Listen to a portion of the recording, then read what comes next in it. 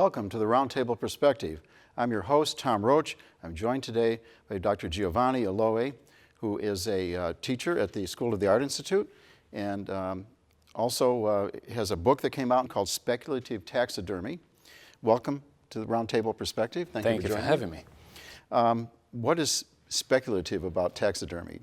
Well, Speculative Taxidermy, which is the title of the book that came out in 2018, is a theorization of what many artists seem to engage with at the beginning of the new millennium when it comes to contemporary reinterpretations of taxidermy. So for a long time, taxidermy had become a prickly subject where artists felt that something about mounted animal skins could be incorporated in their artistic practices. We have examples dating back to 1936 that I think are particularly well known in art history circles, like Meret Oppenheim's cup and saucer covered in fur. There's a Moreau assemblage with a parrot that's claimed to be the first real incorporation of a taxidermy body in art. And then, of course, the 1959 monogram by Rauschenberg with the famous Angora goat girdled by a tire. And Degas, too, didn't he use, I think he used hair? He used real human hair in his very famous Dancer Aged 14th, which shocked the crowds at the time. So there's a modern history of hair and animal hair and fur that clearly causes a reaction in the viewer that I trace back in my book. And what seemed to happen at the beginning of the millennium was that artists no longer wanted to simply incorporate taxidermy that looked naturalistic in the tradition of the Natural History Museum in their work, but they wanted to repurpose the skin in ways that suggested... Everything was repurposed in art in the 20th century, right? In ways that really suggested so much more than the replica of a living animal. So I became interested in this approach that is oftentimes pseudo-abstract, remodeling the skin, acknowledging that the animal skin presents a resistance that the artist manipulates. And in that manipulation, there's the inscription of histories between us and animals. Oftentimes histories of domestication, histories of subjugations, but also histories of coevolution that have taken place during the last century, also through colonialism, the Industrial Revolution. And there seemed to have been a surge in the past 25 years of this approach. And so the speculative aspect of taxidermy is this open area of questioning, from being an affirmative tool of natural history, where basically in natural history a taxidermy wolf says, I am a taxidermy wolf. The speculative taxidermy skin asks the viewer to solve a conundrum that is often existentialist, that is often about our fraught relationship with nature. Yeah, that's really kind of a challenging thing to see in an art museum when you're walking around looking at the sculptures from marble and other what we consider to be more durable substances, right? So I can't help asking, how do these things hold up? Well, they are vulnerable to moths and mites, especially, and other small insects of all kinds like taxidermy a lot. A lot of older taxidermy during the Victorian period was treated with arsenic, which kept those animals at bay, those creatures at bay. But right now, taxidermy or animal skins that are preserved in different ways tend to fall under the general sort of conservation problems and challenges that museums fare, but at the same time it is important to keep them away and preserve them. Well, certainly a bigger problem than if you're looking at a marble statue or something much like that. More durable. And also, I'm kind of curious, I know Picasso and Barak were doing their collages Did they incorporate any of this at that time, or? Not directly. that, They certainly heralded a different approach to the understanding of the work of art as a Certainly fragmented did. entity. So they contributed to the Yeah. evolution of this in some They ways. definitely did, especially when we look at works of art like Maret's Oppenheim or Rauschenberg's. In fact, Rauschenberg's monogram is a combine, as he used to call them. So this idea of the fragmentation of the work of art that brings together a collision of the entire world, questioning the nature of representation itself. I think a lot of what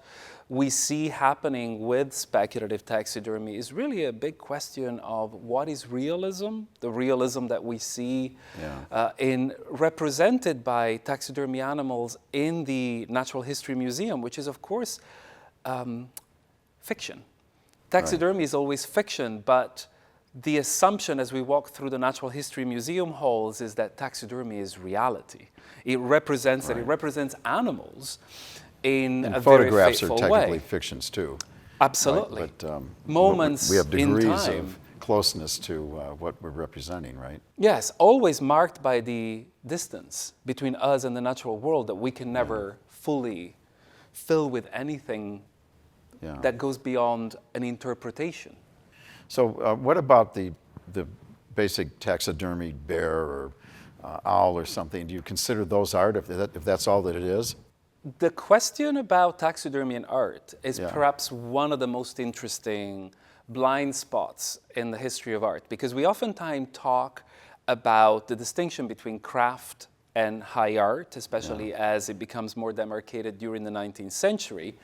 And taxidermy plays a role in that conversation that has been somewhat sidelined over time. There were actually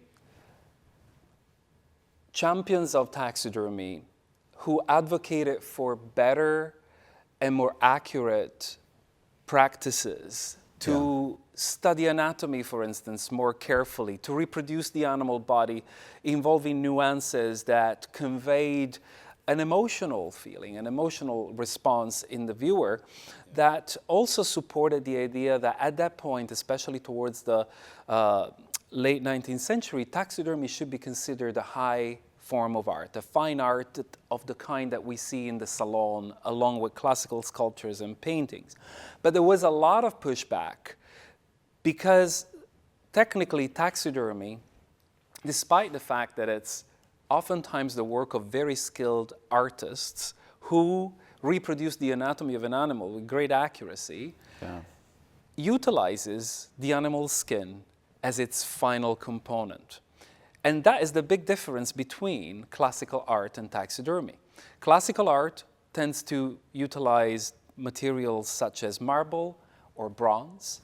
And the magic of classical art that transforms a material like bronze or marble into art is this distance from the real subject, from the materiality of the subject. It's But the here, transcendence. we're actually putting the subject into the work of art. Correct. And that disqualifies taxidermy as a legitimate form of art in the eyes of art historians and artists. That seems like a pretty good argument. How do you feel about that? I feel that it's biased in the sense that we also know that bronze and marble sculptures were originally coated with paint.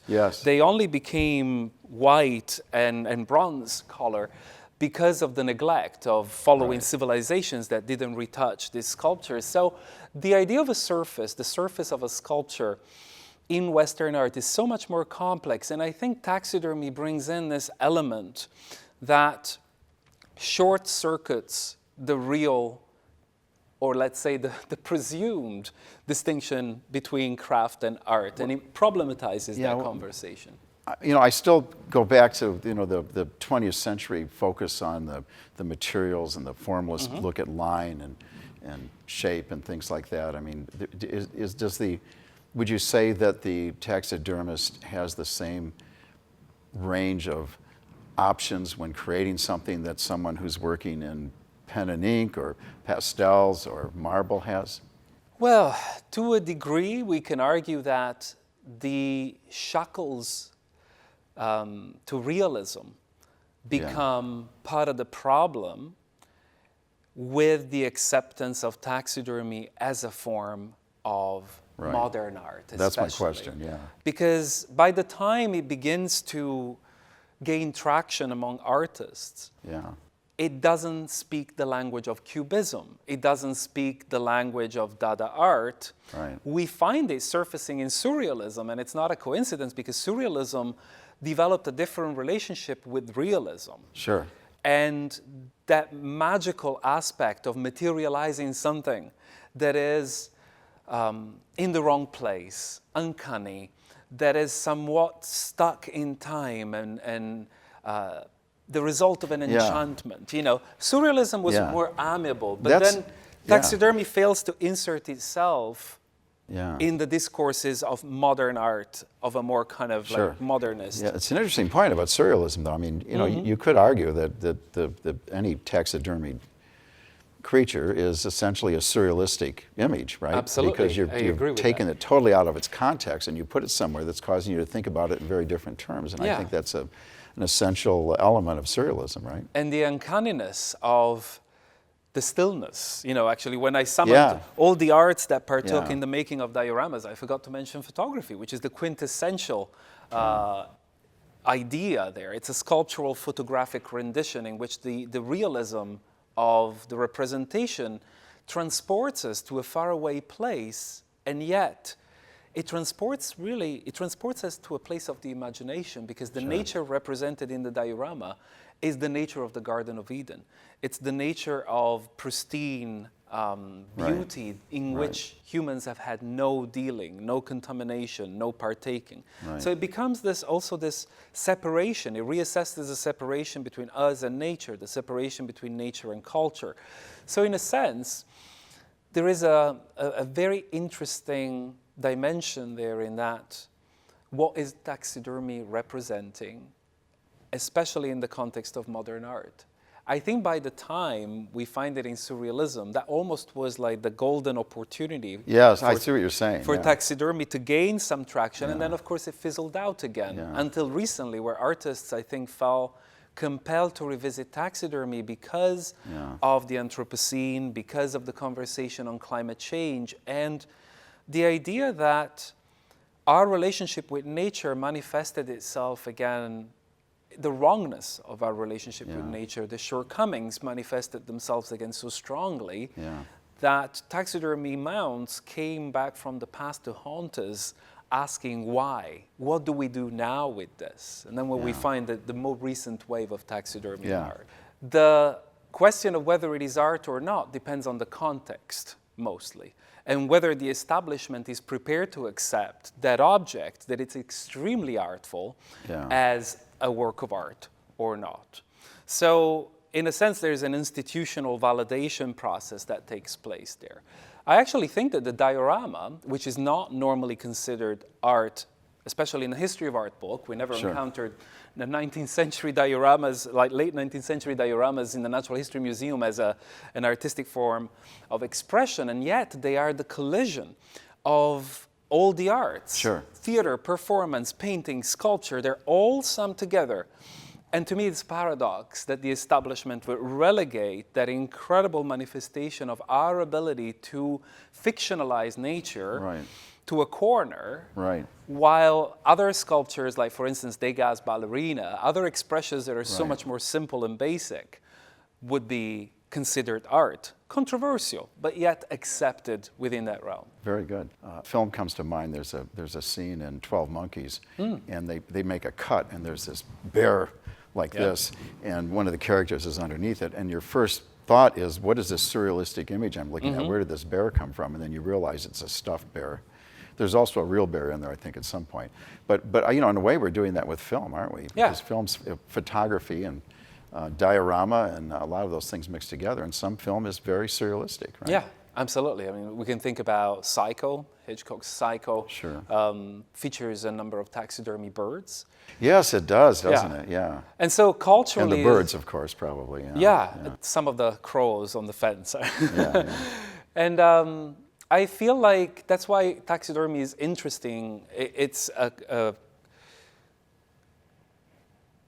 very complex kind of object that triggers different Yeah, feelings. sort of manipulating our relationship to the natural world in interesting ways. And getting it us to certainly think of comes things from a differently. place of subjugation. It comes from a place of having the Yeah. upper hand, but it also, in its cruelty, perhaps in its objectification of the animal, it constantly flickers as a very unstable cultural object that oftentimes reveals a lot about us, not Yeah. so much about animals anymore. Yeah. That's part of the paradox again. It says a lot about how we have perceived nature, how we have mediated or failed to mediate a relationship. Well, so as with someone who studied this, do you have different feelings about different animals being preserved this way? Do you, Yeah, absolutely. I think, what you know, associations do you have? well, there are different strands of taxidermy. Again, taxidermy is strongly defined by the context in which it is exhibited. Sure. So, exotic animals, you know, when we think about big game trophies, we think about lions and elephants, you know, the colonialist matrix of I those remember animals. Marshall Fields actually had an elephant for Yeah. sale It's, in their furniture those I department. find very difficult because Yeah. they bring us back to a time of the subjugation of the African continent that happens Right. on so many levels. Right. And those animals also metaphorically begin to stand in for African slavery and the complexities of colonialism. Sure. And I have to point this out because this is part of the complexity again. Yeah. Sometimes it's easy to sell taxidermy short and just look at it as a terrible object emerging from a terrible legacy. But the history of taxidermy is so much more ancient, and it fizzles out into history. We can't trace it back to its true origin. Well, I mean, someone might look at it that way, but someone else might look at it and say it's an appreciation for the for And there are nature, many right? people Yeah. out there who feel so, and where the animal comes from also matters a great deal. Like, for instance, recovering a dead body from the side of a highway and taxiderming it, if the law allows. There are different laws about what you can do with a roadkill, for instance, around the world. Right. I think it's best than having it swept away if it can't be returned into the environment for any reason. You know, there are so many birds dying in Chicago every morning because of collision with skyscrapers, and many of them are brought to the Field Museum where the skins are preserved and their entrails are. Yes, the Bird interesting. Collision Monitor Group cleans up the streets of Chicago every morning at around 4 or 5 a.m. So Chicagoans never really see the death toll of birds. It's millions that unfortunately perish that way. So sometimes taxidermy helps us to gather important data. At other times, for instance, during the Victorian period, it became a fashion accessory. Like hummingbirds were killed by the millions so that they could become brooches or, you know, be part of hats. Yes, and that I feel was a great spoilage. And at other times, taxidermy was used deliberately to mobilize philanthropists. Like, for instance, one of the most famous cases is Frank Chapman, who in 1903 convinced Teddy Roosevelt to turn Pelican Island off the coast of Florida into the first bird sanctuary. And the only way he had to communicate to the audience in New York why we should safeguard these lands was by killing some of the birds that lived in that area, taxiderming them in a beautiful diorama at the Museum of Natural History in New York, and moving them with this spectacle. You know, the spectacle of dioramas was so intense, so They died for a cause, you could say. We could push it as far. So those birds saved the lives of so many other birds, and the reason why we have other nature preserves and sanctuaries today is because those birds passed away, and also because they were on display at very critical moments in which cinema could not quite capture the imagination of viewers as it could today. So taxidermy also changes, its aura changes in time, you know, with technological advancements. And I think we can think about the diorama as a technological tool of visibility. It made us see a natural world in very instrumentalized ways, in sometimes ways that were aiming to preserve it, and sometimes ways that voluntarily or involuntarily promoted its spoilage. Yeah. I understand maybe the oldest object like this is alligator or a crocodile from Or a hippo. 16th century or something? Yes. I'd like to kind of just briefly kind of go through a history of this and the major changes and how the views changed, but can we start with that? Sure. Well, we can argue, you know, when I was researching for my PhD many, many years ago, I had to, and I had with joy, I had to read many treatises, natural history, taxidermy treatises from the 19th century, and I found it interesting that every introduction varied so much. Some natural historians claiming that taxidermy is clearly related to Egyptian mummification, others claiming the opposite because Egyptian mummification was simply and purely a process of preservation that was not concerned with the lifelike appearance of the body. It wasn't on display. It wasn't on display necessarily, but there were some dogs in Egypt and other pets that were actually mummified in lifelike poses. Oh, really? There's a very interesting... Like Roy Rogers' horse. Yes. Yes. There's a very interesting researcher called Salima Ikram in Cairo. She made incredible work on the representation and mummification of pets at the time. And moving up swiftly in the history of taxidermy, there's lots of holes because these animals would not survive moths and mites and mouses. And they were basically gutting them out and stuffing them and sewing them back together, right? Yes, it was a very crude process. And in fact, we have a key moment in the history of the process. Let's say that for a long time, taxidermy was the domain of hunters, kings, and aristocracy. And it becomes also important to natural historians very early around the 16th century. But it's very crude and very, like, you know, rough. And in 1804, we witness a linguistic shift. So the word taxidermy replaces the word empailler in French, which is like to stuff. And taxidermy is about to move the skin around instead of just stuffing the skin. So that leads to the refinement. Doesn't sound like a cooking term anymore, right? Pretty much, yeah.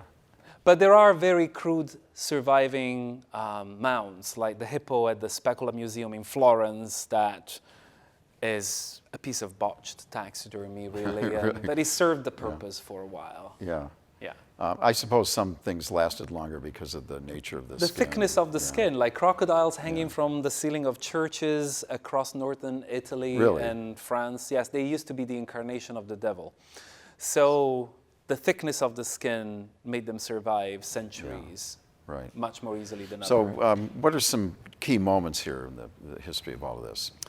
Well, certainly Carl Akeley's innovations that led to taxidermy, the naturalism of taxidermy, to develop to such a degree that changed our perception of what can be accomplished with the representation of animal skins. Certainly the introduction of taxidermy in modern art, Rauschenberg's monogram is a key moment.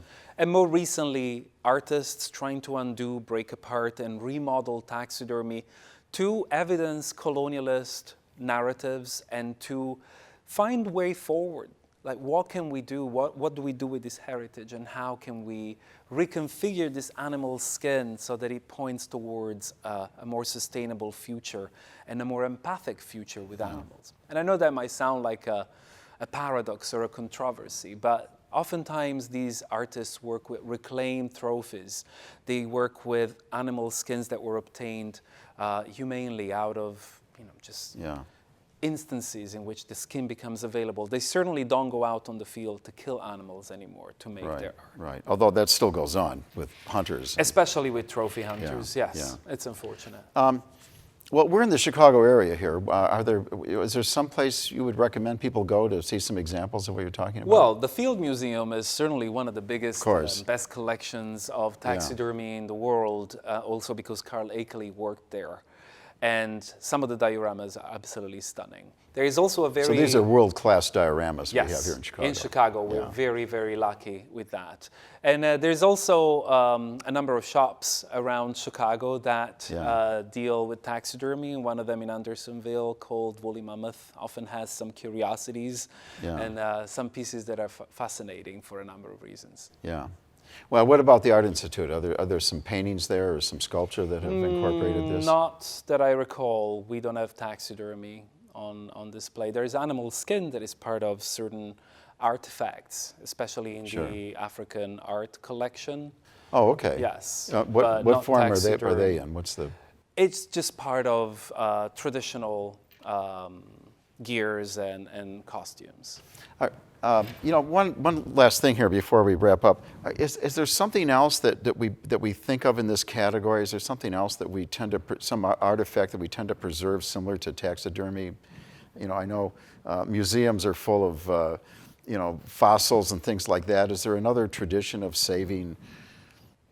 Well, there's a lot of animal remains camouflaged. Yeah. I think one of the ideas that we could explore very briefly is that sometimes people react very strongly at the sight of a taxidermy mount in a museum. Yeah. But most paintings on the walls of museums and sculptures and other artifacts include animal matter. Oh, sure. That is often processed to the level of becoming unrecognizable, but that doesn't deny or doesn't erase the animal death that took place for that artifact to come to life. Okay, well, very good. Good point.